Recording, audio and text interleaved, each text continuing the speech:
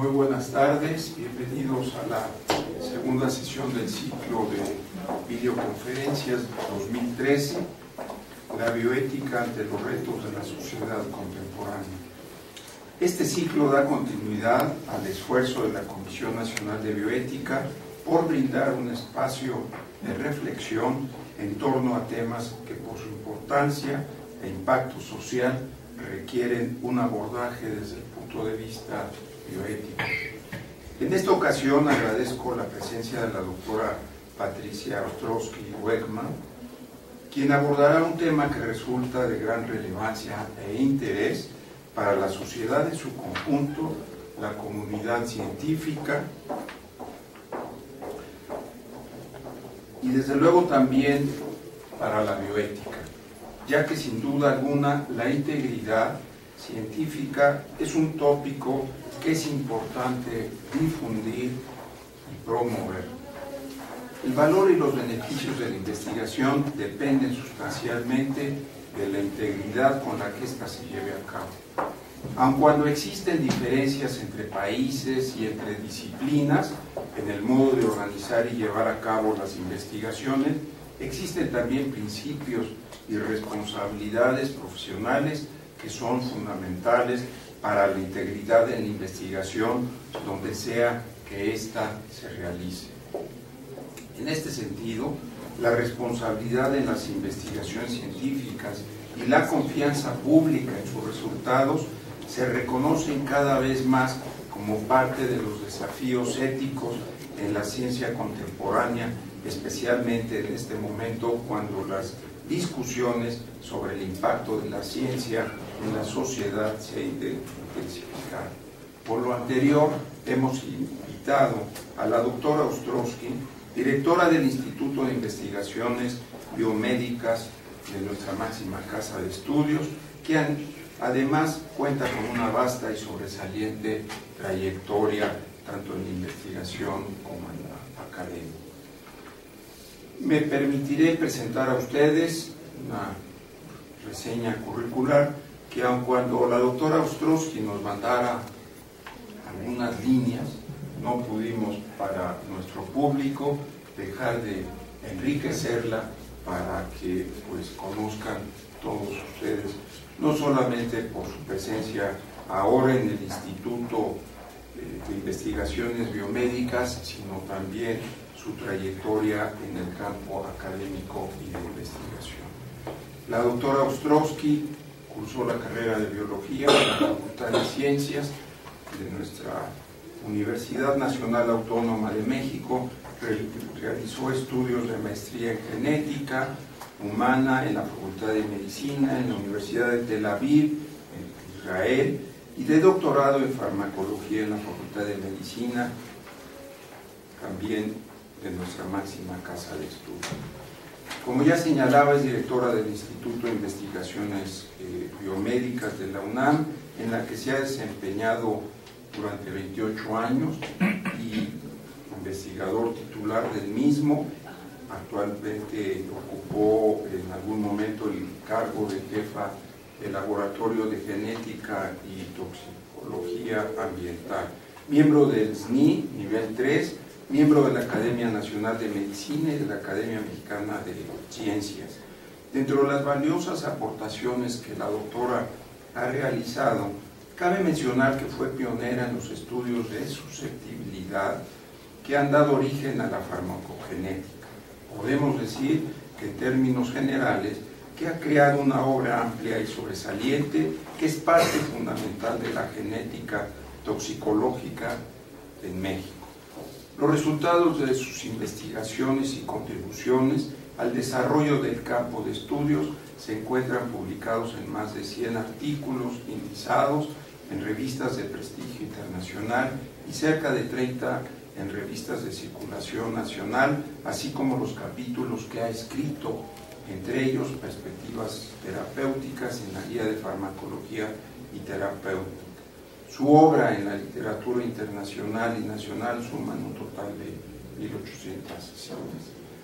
Ha impartido clases en la máxima casa de estudios, en el Centro de Investigación y de Estudios Avanzados del Instituto Politécnico Nacional y en la Escuela de Salud Pública del Instituto Nacional de Salud Pública.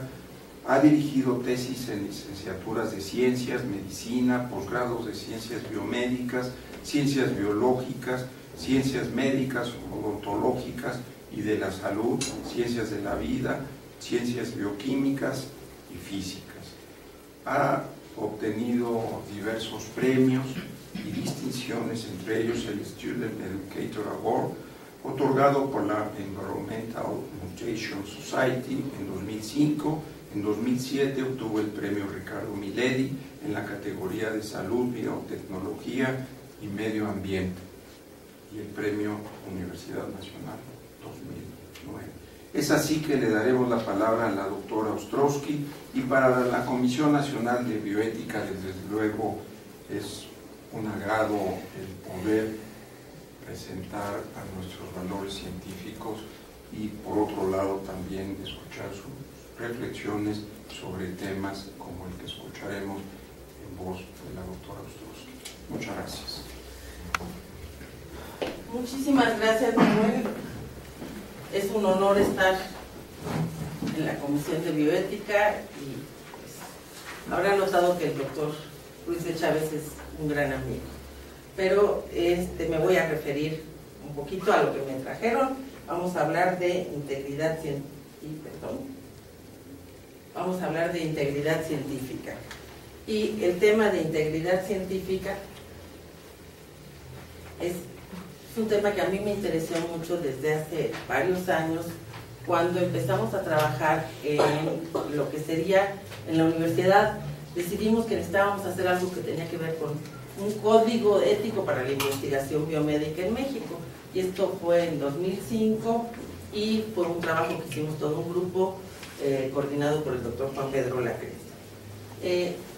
Empezamos a trabajar con la idea de tener 3 códigos distintos. Uno es el de principios éticos y lineamientos para seguir en la investigación científica con humanos, lineamientos para el cuidado y uso de animales de laboratorio, y el que vamos a referirnos hoy, que es lineamientos para proceder en caso de faltas de integridad.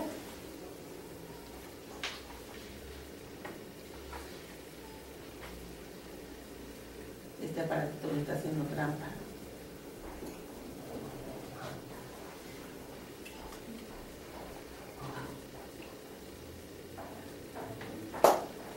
¿Qué significa integridad científica?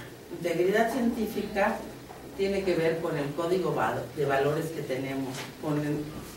En realidad la ciencia tiene que ser incorruptible. Y ético es todo lo que está relacionado a aceptar con los valores profesionales, en el sentido que vamos a hablar de la integridad científica.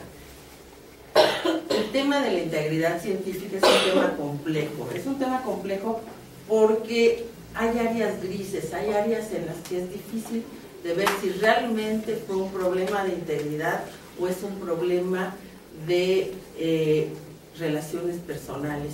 Y muchas veces esto lleva a que la valoración sea una valoración difícil.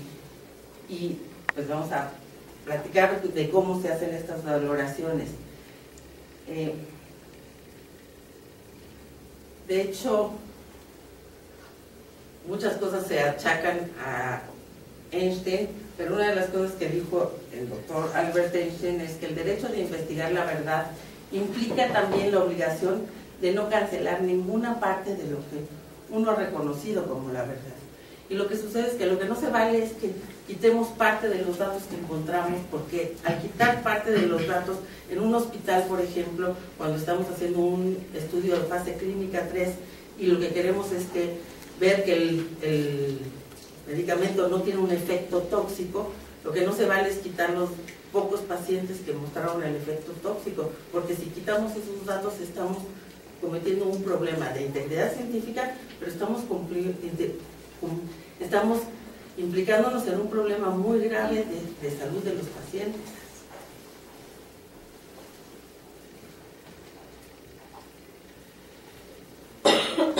En general, cuando hablamos, la reputación científica se basa siempre en el hecho de que los científicos nos consideramos que tenemos integridad, que no se van a publicar cosas que no son verdaderas. Realmente está basado en la confianza. Basamos en que los resultados reportados son válidos. La sociedad cree que los resultados de investigación son un reflejo honesto de los científicos. Entonces es muy importante que cuando hablamos de ciencia haya un nivel de confianza. Por eso, cuando hay casos que faltan a la integridad, son casos que nos llaman tantísimo la atención. Y les voy a platicar, este es un caso real de 3 investigadores que estuvieron involucrados en 1985 en un problema de integridad científica muy severo. Y les voy a platicar todo lo que ocurrió en este caso, porque involucró gente muy reconocida y muy importante y causó mucha sensación, tanto que fue el origen de la Oficina de Integridad Científica en Estados Unidos. Y este caso está escrito en un libro, que es un libro novelesco pero histórico, que se llama El caso de Baltimore. Y es un libro que les recomiendo a todos leer porque vale la pena, es un libro de lo más interesante.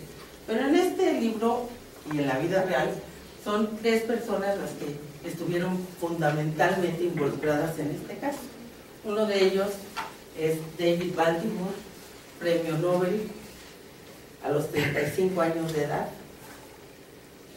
Teresa Imanishi Cari, que es una investigadora brasileira que vivía en Estados Unidos, y Margot O'Toole. La historia empieza con el 1 de junio de 1985, la doctora Teresa Imanishi Cari recibió a Margot O'Toole para hacer el postdoctorado en su laboratorio. En 1986, un año después, la doctora O'Toole terminó la beca que tenía y terminó su estancia en ese laboratorio. Sin embargo, durante todo el periodo tuvo problemas porque tenía falta de reproducibilidad de los datos no le salían bien, y entonces había problemas con su directora, con Imanishi, que lo que pasa es que decía que lo que pasaba es que ya no trabajaba y que trabajaba muy poco y que no estaba suficientes horas en el laboratorio. Que eso es algo que todos nosotros nos pasamos discutiendo con nuestros estudiantes. Como nosotros, o al menos yo, trabajaba sábados y domingos y las noches, cuando mis estudiantes tratan de trabajar 8 horas, les digo que eso no es tiempo suficiente, que tienen que estar metidos en el laboratorio todo el día, porque la labor de un investigador es estar metido ahí. Pero entonces esto causaba mucha contrariedad y problemas entre la doctora O'Toole y la doctora Imanishi Cari. En 1986 aparece un trabajo que se publica en Cell, y es un trabajo que era el trabajo desarrollado desde antes en el laboratorio, en el que está la doctora Teresa Imanishi Cari y el doctor David Baltimore, que ya en aquel entonces era el director de MIT, que es una de las instituciones más prestigiadas de investigación en Estados Unidos. Y los datos eran muy interesantes, eran datos experimentales que proponían toda la respuesta inmune, cómo se rearreglaban los anticuerpos en esta respuesta inmune, y estaban moviendo ciertos de los principios, de los paradigmas que había.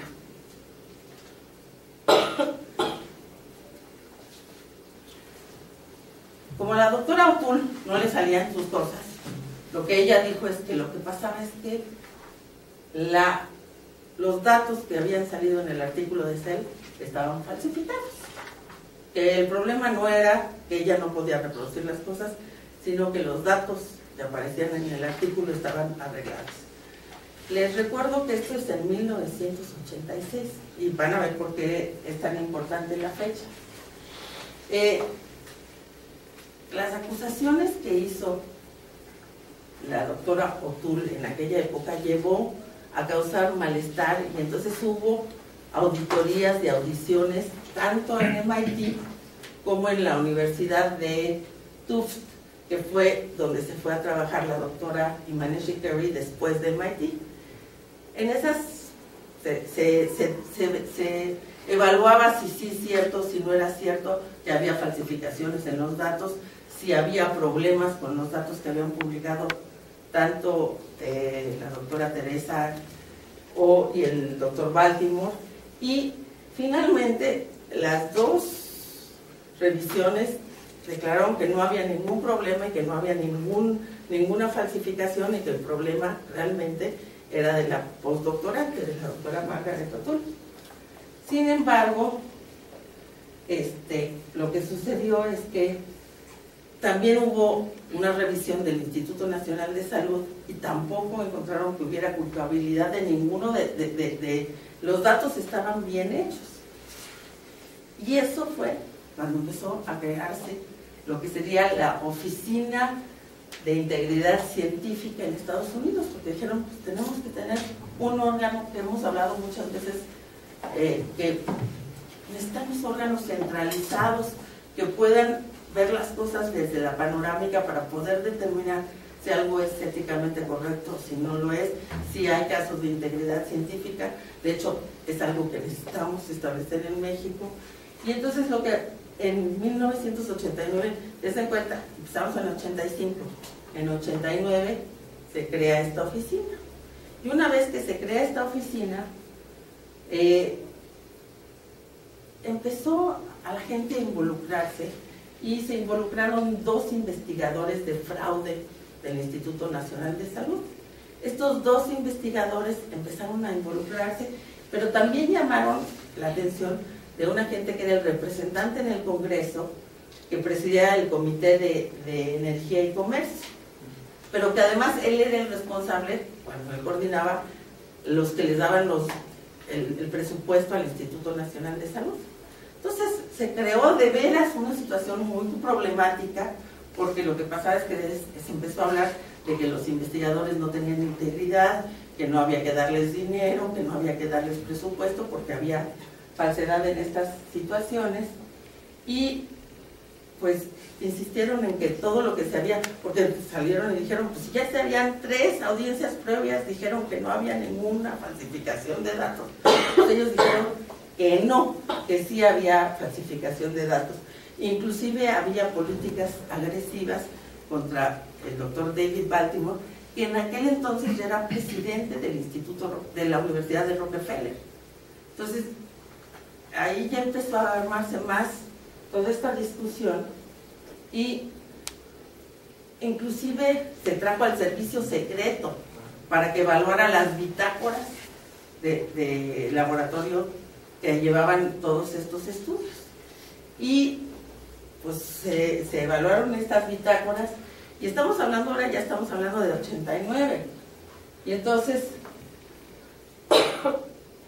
la Oficina de Integridad Científica dijo que sí había habido falsificación de los datos en base a que los detectives habían encontrado que sí había cambios en las fechas y que las bitácoras tenían rearreglos, pero el borrador de este dictamen llegó a los periódicos, y esto causó una sensación, un alarmismo, que lo que obligó a Baltimore a renunciar a ser el presidente de la Universidad de Rockefeller.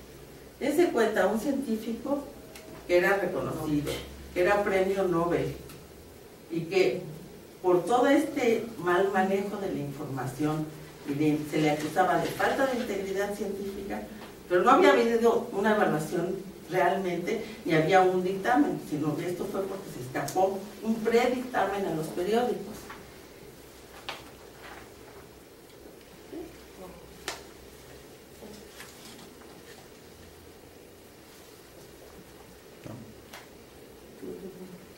Necesito ayuda aquí. A ver, entonces, en 1992 se crea ya oficialmente lo que sería la Oficina de Integridad en Investigación en Estados Unidos, que es la oficina que existe hoy en día y que regula todo lo que son los casos de integridad científica en Estados Unidos.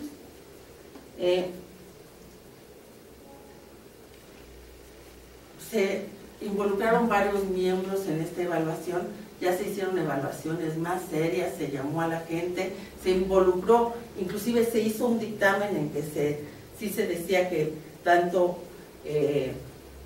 Imaneshi Carey y el doctor Baltimore habían falsificado los datos, pero sin embargo se les dio la posibilidad de apelar.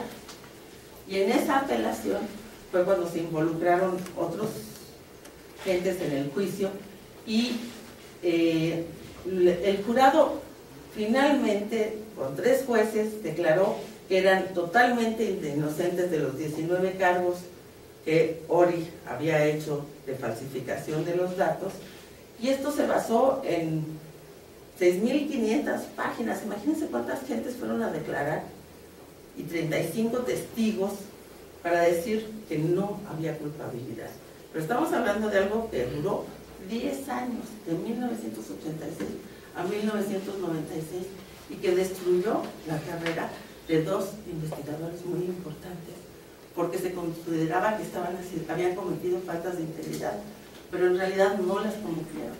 Entonces esto nos dice mucho de lo importante que puede ser la integridad científica cuando hablamos de datos que se obtienen en un laboratorio de investigación.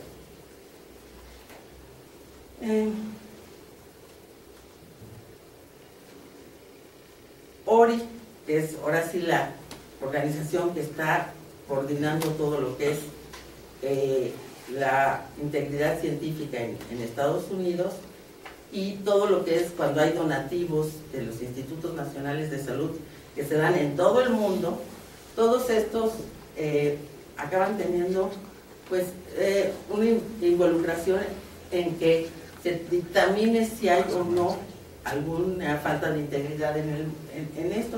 Y ORI define integridad científica como la adherencia a las regulaciones, guías, códigos y normas aceptadas comúnmente por los profesionales. Esa es la definición. Y la falta de integridad científica es la fabricación, falsificación o plagio al proponer, realizar, revisar o reportar resultados. Entonces, empezamos por qué cómo se identifican las faltas de integridad científica. Puede ser fabricación, que es inventar los resultados y reportarlos. Puede ser falsificación, que es la manipulación de los materiales de investigación, equipos y procesos. También es el cambio o omitir datos o resultados de tal manera que la investigación no esté representada adecuadamente.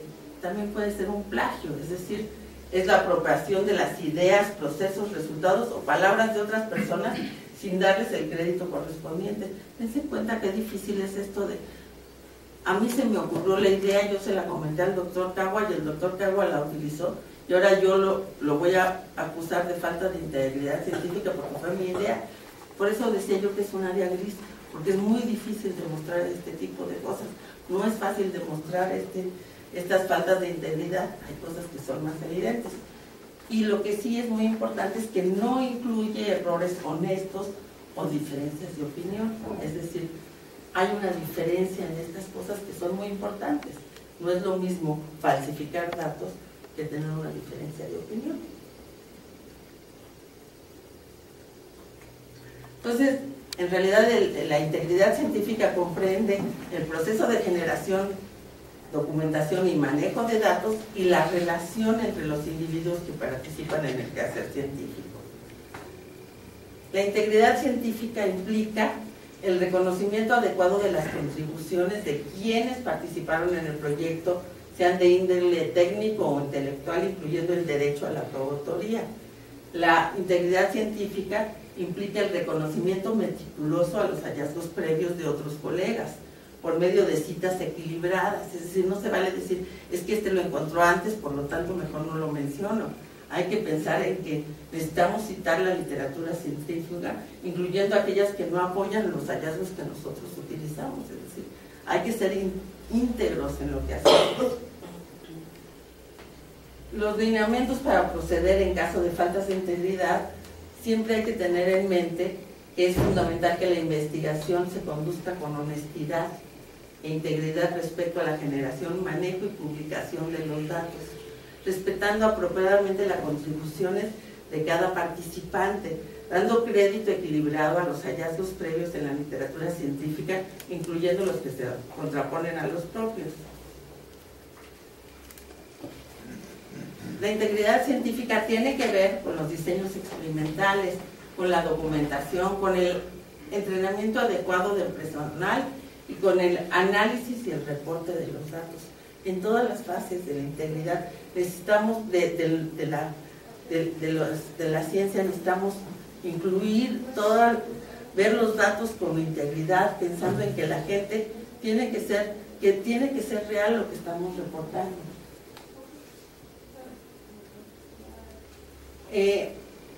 Ejemplos de falta de integridad científica es reporte selectivo de los datos. Estos datos no entran en lo que yo quería, por eso los quito. Esto es muy importante cuando estamos, por ejemplo, y es otra vez el mismo ejemplo, cuando estamos evaluando un medicamento nuevo, no podemos decir estos datos que se salen de la norma, de lo que todos los demás están reportando, los quito, porque a lo mejor esos datos son muy importantes y es cuando después se descubre un efecto pues no deseado del medicamento que se está evaluando. Entonces es muy importante reportar todos los datos y también reportar los que tienen un bajo poder estadístico. No se vale decir, estos no tienen mucho valor estadístico, los quitamos. Tampoco se vale que se dupliquen publicaciones. En Latinoamérica es muy común que la gente escriba unos datos para una revista y luego publique en otra también. Esto tampoco se vale. Tampoco se vale el mal uso de los fondos.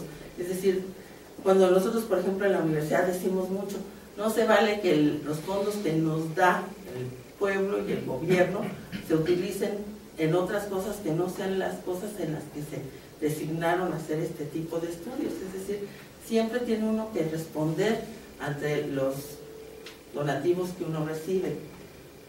Tenemos que ser muy cuidadosos con los conflictos de interés. ¿Qué pasa? En México es menos común el problema de los conflictos de interés, pero en Estados Unidos es muy común que alguien que trabaja para una empresa saca un artículo favoreciendo los resultados de esa empresa. Entonces, es muy importante no estar involucrados con la empresa. Por eso, hoy en día todas las revistas, no hay revista que no pida que el investigador declare que no tiene conflictos de interés, porque pues, si tiene, por lo menos que diga, yo trabajo para tal empresa y en esa empresa se está evaluando este medicamento. Pues es muy importante la violación internacional de los procesos aceptados para la inclusión de los sujetos. Como que cuando uno hace una selección para estudios de una valoración, tiene que seguirse las recomendaciones de quienes se incluyen o quienes no se incluyen. En biomédicas, como hemos trabajado, y esto es muy breve, nada más para platicarles cómo manejamos los asuntos de falta de integridad científica, lo que hacemos es que hay una denuncia, con esa denuncia se pasa al Comité de Integridad Científica que abre una averiguación. Si procede, pasa con un reporte a un comité ad hoc. Si no procede, pues es el final del proceso. Si sí procede, el comité ad hoc lo que va es hacer una investigación y va a ver si hubo una falta de integridad o no hubo una falta de integridad y finalmente hay una resolución del Consejo Interno. Les puedo comentar que en la historia de biomédicos ha habido 2 casos que los investigadores han sido hechos, se ha pedido la renuncia de estos investigadores por casos de falta de integridad científica. Hemos tenido otros casos que en realidad lo que ha sucedido es que se ha evaluado y pues se ha amonestado al investigador diciéndole cuidado porque ya estás entrando en una cancha en la que todavía puede haber problemas de integridad. Entonces cuidado, te estamos observando. No es lo mismo que ya demostrar que alguien tiene una falta de integridad científica. Un caso muy sonado en el ambiente científico fue el caso de Wang Hu-Suk.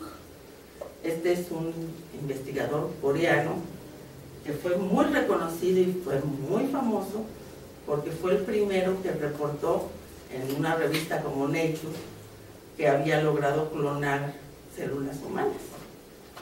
Y lo que sucedió fue que cuando trataron de reproducir lo que él había descrito, no se pudo reproducir en el mundo entero.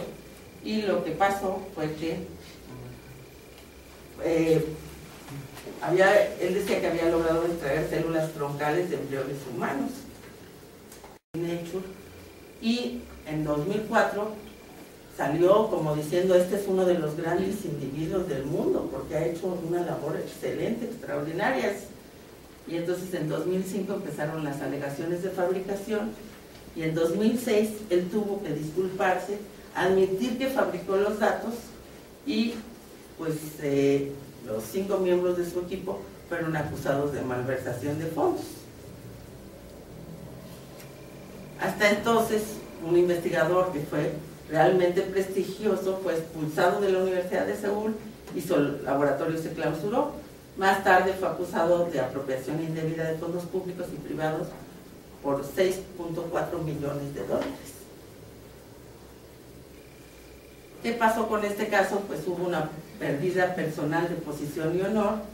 Para Corea fue un desprestigio como país, y para la ciencia nos llevó a que empiece a haber faltas de credibilidad hacia la ciencia. Cuando hay una cosa científica valiosa, reconocida, pues empezamos a no creer a estos resultados. Otro caso, que este es un caso muy reciente, que de hecho fue de la semana pasada. ORI hace un reporte cada año cada semana, de cuáles son los casos de falta de integridad científica en los institutos nacionales de salud. Y este es un caso, este es el caso más reciente, y así lo reportan, y por eso se los puse tal cual. En este caso, este es un estudiante de doctorado que se llama Adam Sabin, que trabaja en la Universidad Washington en San Luis, y es un estudiante de psicología. Y entonces, pues tenía, el investigador jefe tenía donativos del Instituto Nacional de Salud, y empiezan a ver que los datos no están muy bien. Se pone un comité revisa esos datos y se encuentra que falsificó datos que fueron publicados en 3 artículos que fueron pedidos, o sea, se le pidió a los autores que retiraran esos artículos, y además había pues tratado de mejorar los datos para mejorar, o sea, había falsificado los datos para mejorar el poder estadístico de lo que había encontrado. Entonces, este es el tipo de cosas que se están reportando en Estados Unidos, pero se refiere a todos los donativos del Instituto Nacional de Salud de Estados Unidos. Inclusive nosotros en el Instituto de Investigaciones Biomédicas estamos registrados en el ORI y tenemos que reportar si hay algún dato o algún caso que llama la atención, y ellos deciden si hay que involucrarse más o no. Uno se pregunta por qué ocurre la falta de integridad científica. O sea, ¿por qué una gente, pues como el investigador coreano, que tenía todo, tenía un instituto, tenía todo el prestigio, no necesitaba falsificar datos, no necesitaba hacerlo? ¿Por qué hace uno? ¿Por qué la gente hace esas cosas? Y bueno, pues las explicaciones que se dan es falta o poca supervisión. No creo en el caso de él, pero muchos estudiantes falsifican los datos porque pues, quieren acabar rápido su tesis y mejor los cuchareo. Demasiado trabajo. Muchas veces cuando hay mucho trabajo, pues uno dice, un datito más, un datito menos lo quito y ya. Falta de entrenamiento. Es decir, si no damos un tratamiento a los investigadores jóvenes de lo que es la integridad científica, de cómo manejar los datos, pues es muy fácil decir, este dato me molesta, mejor lo quito. Falta de interés. A veces tenemos gentes que están haciendo investigación porque no consiguieron trabajo y entonces les dieron una beca para hacer el doctorado, y entonces están haciendo, pero no tienen el interés. Entonces, pues pueden manejar los datos y hay que tener mucho. O, este sí es el caso del investigador coreano, búsqueda de fama y fortuna, es decir, quería que todo el mundo lo reconociera y era lo suficientemente inteligente como para falsificar esos datos y que todo el mundo los evaluadores de Science los pasaron. Quiere decir que lo hizo muy bien. También hay datos de que, bueno, cuando uno tiene conflictos entre la vida personal y la vida profesional, pues hace cosas que no debería. Y ese es el tipo de cosas que llevan. Ya decíamos, la necesidad de reconocimiento. Quiero ser coautor, entonces voy a inventarme 2 datitos más para que sí pueda yo salir como coautor del trabajo. Conflictos de interés, a veces hay conflictos entre las personas. Y luego surge mucho, y nosotros nos hemos enfrentado, ¿quién es el dueño de los datos? Muchas veces llega un estudiante que estuvo trabajando en un laboratorio y que hizo 2 experimentos y le dice, es que yo tengo que ser coautor de este trabajo. ¿Cómo puede ser coautor de ese trabajo si hizo 2 experimentos? Pero él considera que es suficiente. Sin embargo, el que está haciendo la investigación, el que ha hecho todo este trabajo, no considera que es suficiente. Entonces, ¿hasta dónde? Pues muchas veces sí hay problemas al respecto. Yo tengo ahorita el caso de una postdoc que está acusando a la investigadora, pero en realidad le está acusando de algo que todavía no ocurre. ¿Qué quiere decir que todavía no ocurre? Ella dice que cuando se escribe ese artículo, ella tiene que ser coautora porque ella hizo tales experimentos. Entonces ahí es donde entra un comité a evaluar si es cierto, si es suficiente o no. Y falta que la investigadora escriba ese trabajo, porque si la investigadora no escribe ese trabajo, pues no hay manera de que sea coautora. A lo mejor, si la postdoc demuestra, mira, acá está este trabajo, yo ya lo escribí, y pues lo vamos a hacer entre todos, se vale. Pero pues necesita demostrar que realmente no se puede nada más acusar a la gente así nada más.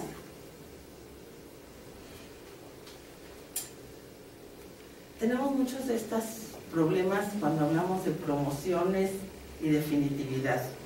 De hecho, les puedo contar de un caso que fue muy reconocido en nuestro Sistema Nacional de Investigadores, en el que de repente se encuentra un artículo en el que aparece un coautor, que es el que se está evaluando en el SNI, y alguien del comité dice, yo leí ese trabajo y no vi a ese coautor. Entonces se fueron a buscar al trabajo original y se dieron cuenta que hoy en día, con la tecnología que hay, pues es muy fácil de meter. Y lo que había hecho ese investigador es meterse en este trabajo. Y pues ahí estaba, y él decía que él era coautor, pero en realidad nunca lo había sido. ¿Por qué? Dense cuenta que a nosotros, muchos de los investigadores, parte de nuestro salario es lo que recibimos en el Sistema Nacional de Investigadores.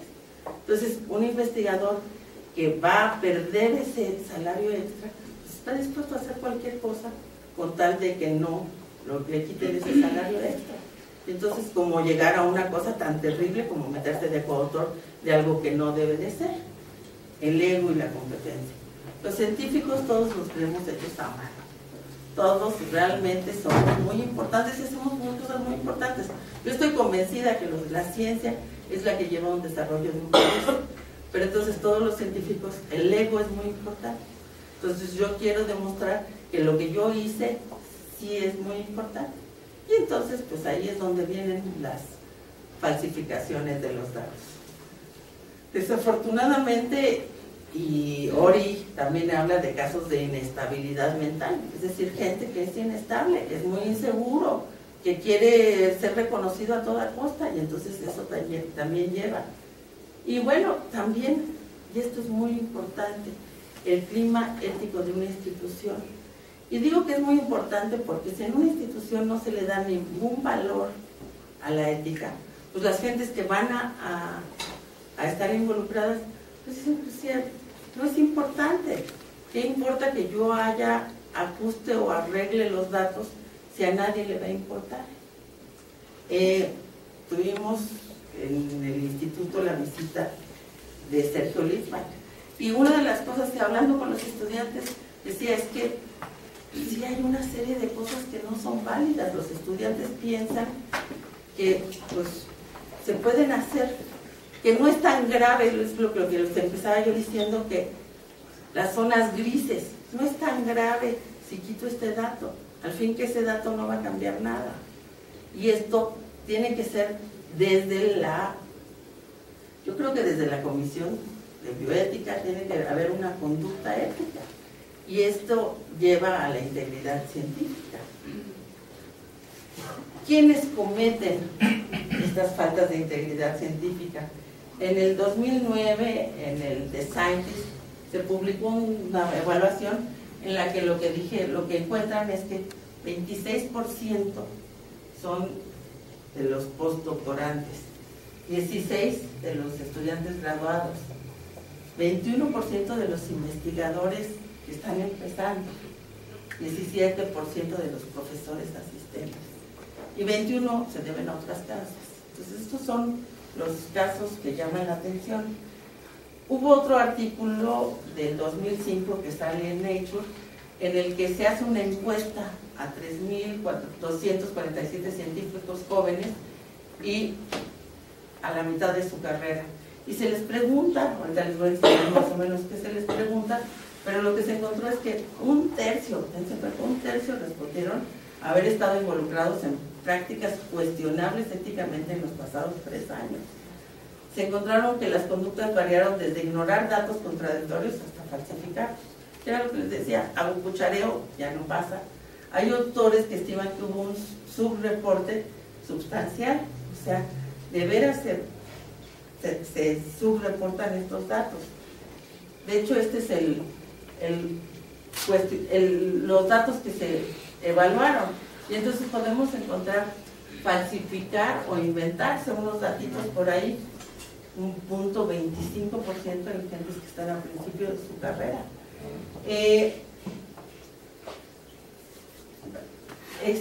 Ver que los datos así están cuestionables y no reportarlos un 12.8%. O sea, realmente habría que ver cuánto es esta gente que está produciendo estos, pues, faltas de integridad. A pesar de todo, en Estados Unidos, y ahorita les voy a platicar un poquito de México, la incidencia de faltas de integridad es relativamente baja, alrededor de 20 por año, o sea, 20 investigadores que hay que castigarlos por falta de integridad, pero la ocurrencia de casos cuestionables es más alta, es un 25%, un 25% que hay que revisar los datos, y esto está en Estados Unidos. ¿Qué pasará en México cuando hablamos de procesos como que creo que es muy relevante, y este es un dato de un colega que es el director del Instituto de Ecología, y que su artículo se llama "El que no tranza no avanza"? Y la realidad es la ciencia debe de ser resistente a algunas formas de violaciones éticas, ya que el escrutinio por pares del proceso hace que esto no se valga, el que se desenmascaran fraudes y malos manejos rápidamente. Pero desafortunadamente vivimos en un país que tiene problemas éticos, y es de esperarse que su ciencia se vea afectada también. Si éramos lo que decíamos, el ambiente en el que nos movemos influye mucho.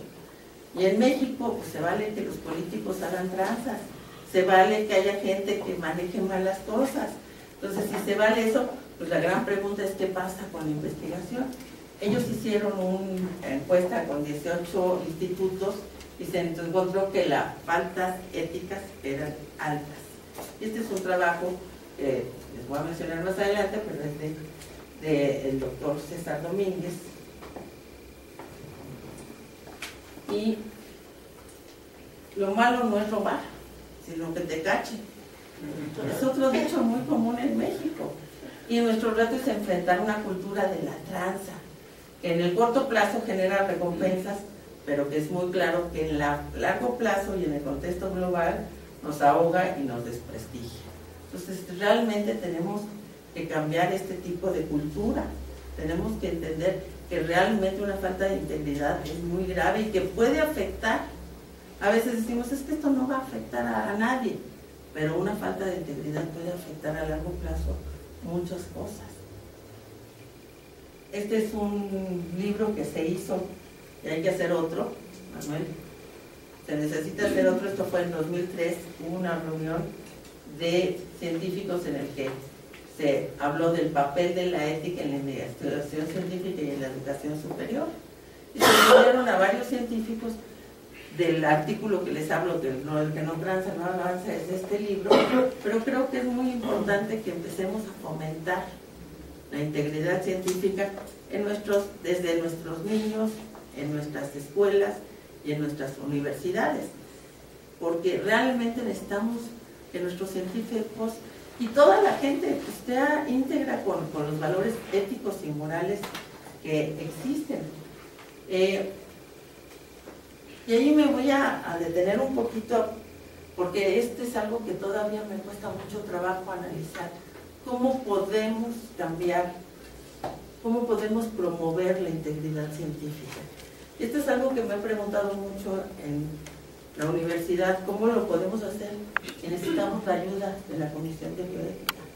¿Por qué no podemos enfrentarnos a la cantidad de problemas que a veces hay por falta de conocimiento, por falta de situación?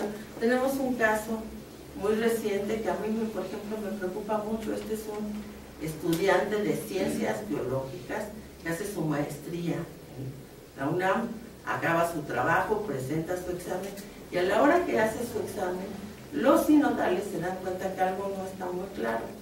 Hay una foto de un cariotipo de cromosomas que el estudiante integró a su trabajo, de lo cual él no sabe mucho porque él no hizo las cosas.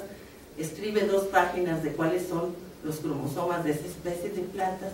Sin embargo, no es tan claro que lo hizo, pero no están decididos. Entonces el estudiante pasa su examen, pero a la hora que se revisa, entonces el comité de posgrado hace una evaluación académica y dice: esto no se vale. Nos llaman a una comisión de ética en la que estamos 5 gentes dentro de la universidad y también decimos: esto es una falsificación, no se vale. Se le llama al estudiante y lo que dice es que yo ya quería acabar mi tesis y entonces copié la fotografía de un póster. Esto para nosotros es suficiente como para que no se le dé el título al estudiante. Sin embargo, al pasar por la comisión superior, consideraron que eso no era un problema de conocimiento del muchacho, que la tesis estaba bien hecha y la orden que hay. Les estoy hablando de un problema real de hoy en día, es que se le dé el título. Y esto no se vale, pero eso lo que habla es que necesitamos ver cómo logramos tener integridad científica, integridad de que la gente que esté haciendo esto, porque un investigador que hace esto es un investigador que en el futuro va a volver a falsificar datos. Y eso creo que es lo importante. Y creo que si estoy dando un mensaje es: necesitamos fomentar los valores de integridad dentro del país en el que vivimos. Y pues tenemos gentes como la Comisión de Bioética que creo que están muy interesados en hacerlo. Hemos hablado varias veces de que vamos a empezar a dar más cursos, más. Y una gran pregunta que se hace uno es: ¿cómo metes valores a la gente? ¿Cómo le cambiamos la cultura de que el que no tranza no avanza? Entonces, pues creo que hay mucho que hacer. Creo que hay una responsabilidad institucional. Creo que tenemos que hacer una cultura de cumplimiento, un entrenamiento de la gente. Tenemos que tener muy clara una política de procedimientos de si algo no funciona, de si hay una falta de integridad, qué se hace y cómo se maneja. Tenemos que tener la responsabilidad de los investigadores que están en esto y tenemos que ir formando a todos nuestros estudiantes y a nuestros investigadores, tanto de los institutos como de los hospitales y de todo el país, a que entiendan que uno de los valores más importantes es la integridad como investigadores, pero la integridad como seres humanos. Muchísimas gracias por su atención.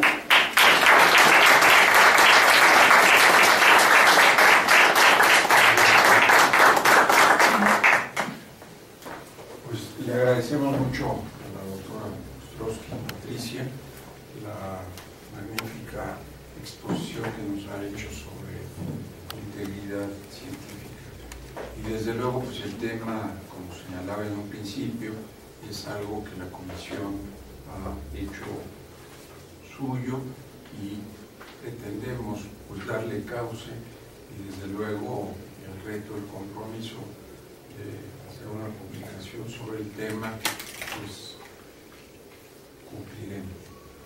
No, y tenemos que hacer más cosas en la universidad. No, sin dejar de hacerla partícipe, autora de esta publicación. Para que no se falta de integridad científica.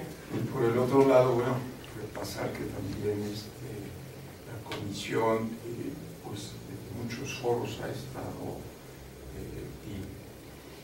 presentando, incluyendo el tema de integridad científica. Y compartimos pues que la integridad científica no es nada más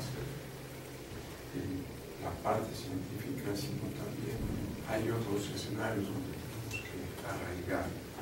Y estoy seguro que muchos de ustedes querrán hacer alguna reflexión, algún comentario, y por el tiempo todavía tenemos la oportunidad de escucharlos. En primer lugar, muchas gracias por la exposición. Y a mí me gustaría hacer dos comentarios. Uno, la lección del caso Baltimore, que muchos de los líos, dimes y diretes se debieron a un mal manejo de los resultados de la investigación en los cuadernos y las bitácoras de los investigadores. Muy importante. El laboratorio de Baltimore quizás quedó limpio de muchas cuestiones, pero sí quedó en gran duda el manejo de cómo llevaban sus bitácoras, con tachaduras, enmendaduras, agregando hojas, quitando hojas, y si esos cuadernos y bitácoras fueran pulcros, que es una de las buenas conductas científicas, el llevar con pulcritud los datos de la investigación. Baltimore, un premio Nobel, sorprendió a todos que qué mal trabajo para llevar sus bitácoras de laboratorio, ¿no? Muy sucias. En inglés decían que estaban sloppy, en español serían sucias. Entonces eso es algo muy importante, ¿no? Todo joven investigador lo primero que tiene que aprender es a llevar bitácoras de su investigación de una manera pura.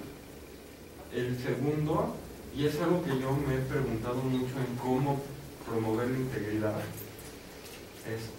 no creo que lo sea todo, pero si la reconocemos, no hay que tolerarla, hay que denunciarla y debe de ser castigada.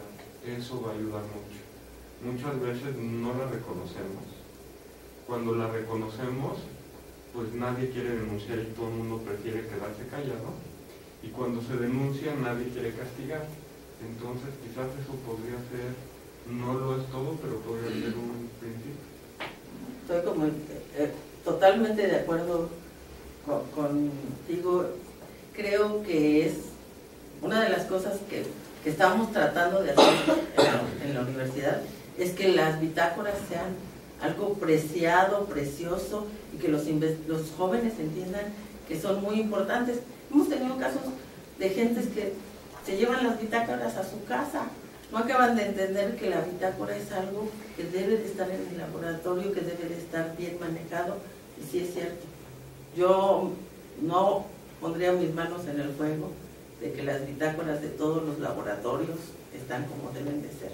Entonces creo que una de las cosas que hay que hacer es empezar por pues escribir algo sobre las bitácoras y pasárselos a los estudiantes, que entiendan que es muy, muy relevante. Y tenemos un problema que hoy es más complicado, porque se están hablando de bitácoras en computadora. ¿Hasta dónde es válido? Y no lo sé. Ahí hay una discusión muy grande si podemos llevar la bitácora en la computadora. Y bueno, sí creo que tienes toda la razón en tus planteamientos, y creo que pues eres el experto.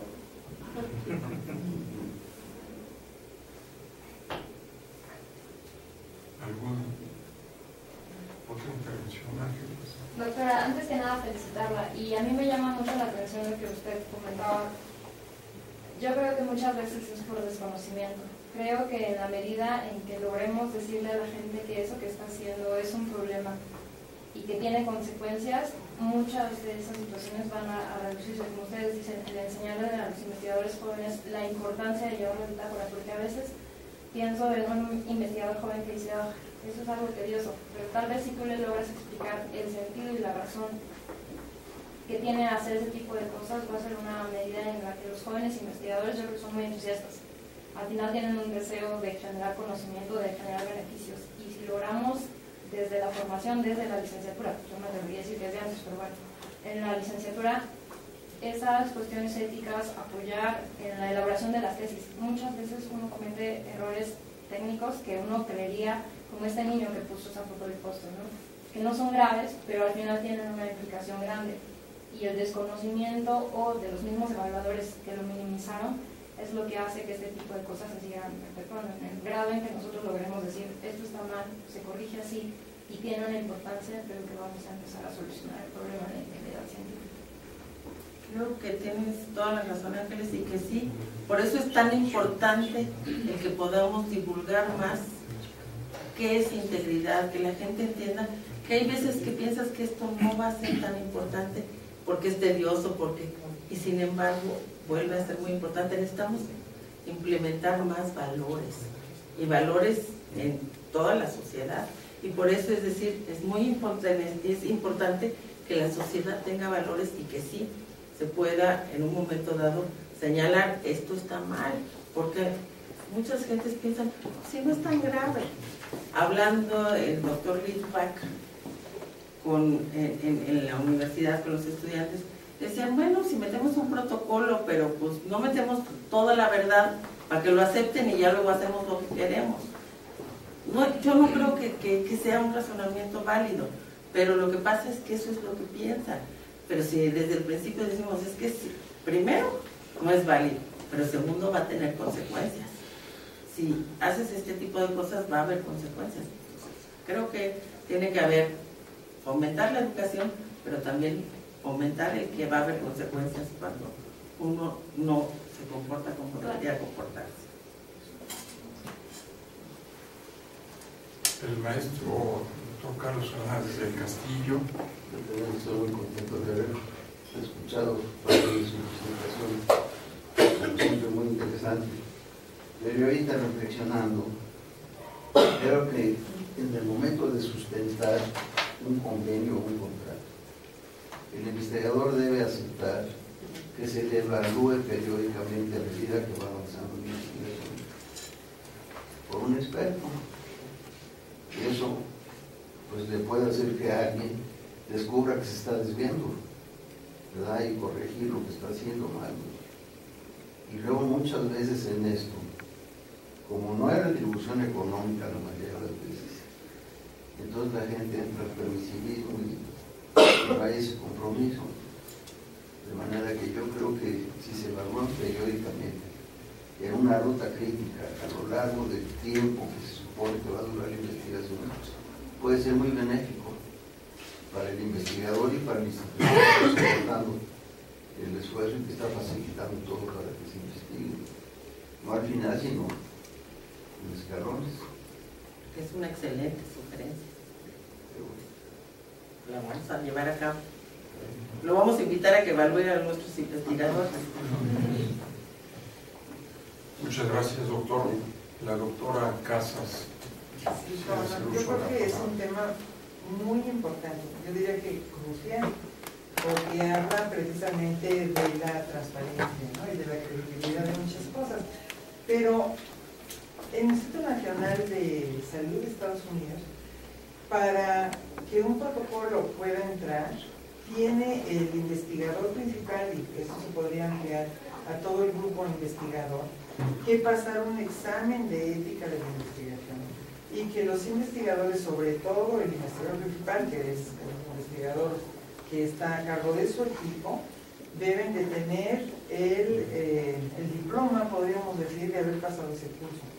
Yo creo que sería muy importante implementar también en nuestro país que los investigadores no solamente cumplieran con la capacitación científica que deben tener, sino también que tuvieran la capacitación ética para que este tipo de cosas se minimizaran. Yo no creo que se puedan abolir completamente, porque es parte, efectivamente, como lo pusieron en ese libro, de la cultura. En una encuesta que se hizo en una universidad que no voy a mencionar, a los alumnos universitarios de varias carreras se le pusieron varios, pues así como refrancitos, como es el que no tranza no avanza, más vale pedir perdón que pedir permiso, cosas así. Y los alumnos votaron más del 85% a favor del que no tranza no avanza, que estaban de acuerdo con ellos. Entonces, eso quiere decir que parte de la cultura, pues también no favorece las actitudes éticas, ¿no? Pero yo creo que sí, el que hubiera una capacitación y que se cubriera por lo menos a través de una acreditación de conocimientos en ética de la investigación y de la publicación científica, podría ser un punto interesante. Creo que es muy importante y de hecho es algo que estamos empezando a ver cómo lo estamos. De hecho yo tuve que pasarlo para un donativo que tuvimos de la Universidad de Arizona, pero además se puede uno meter en el web, contestarlo, ver que se evalúe y ahí mismo le dan su certificado de que cumplió. Entonces yo sí creo que tenemos que empezar a implementarlo en el país, en todos lados, en los hospitales, en los institutos, porque finalmente es una manera de que la gente pues entienda, meter la idea de cómo hacemos para que pues cambiar, como usted dice, un poquito la cultura, porque finalmente no creo que vamos a cambiar a todo el mundo, pero que sean los menos.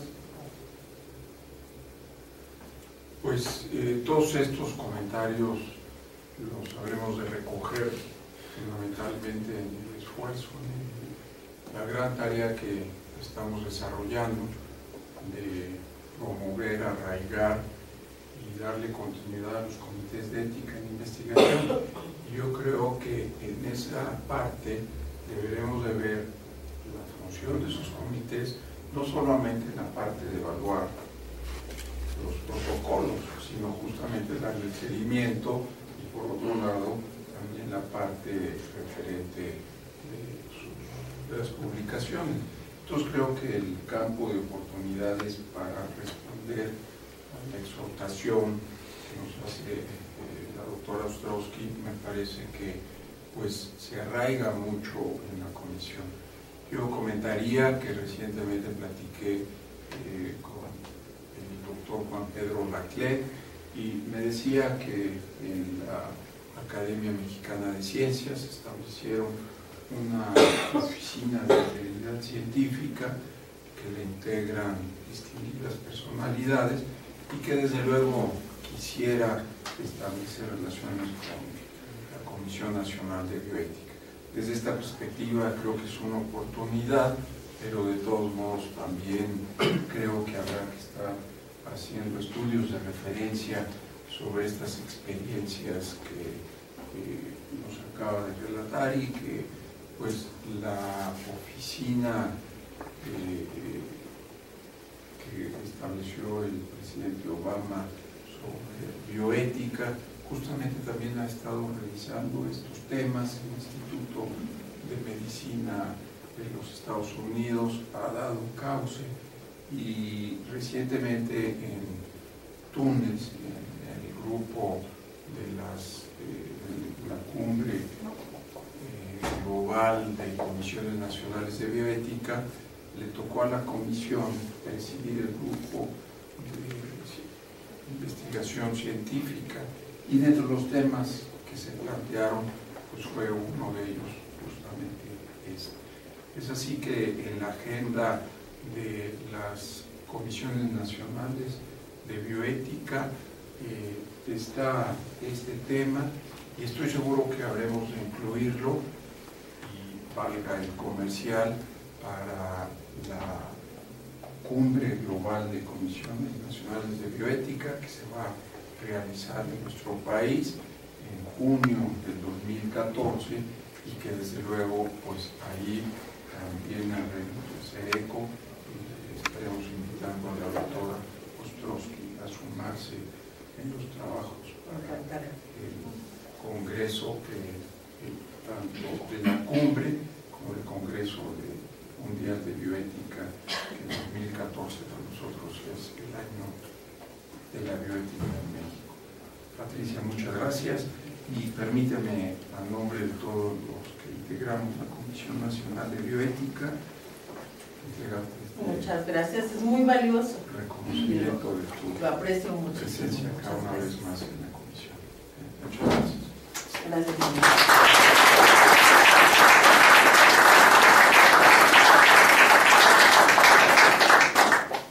Y brevemente, otro comercial. El jueves 18 llevaremos a cabo la conferencia a cargo del doctor Carlos Aguado Vázquez sobre bioética, interculturalidad y conocimientos tradicionales. Muchas gracias por su asistencia.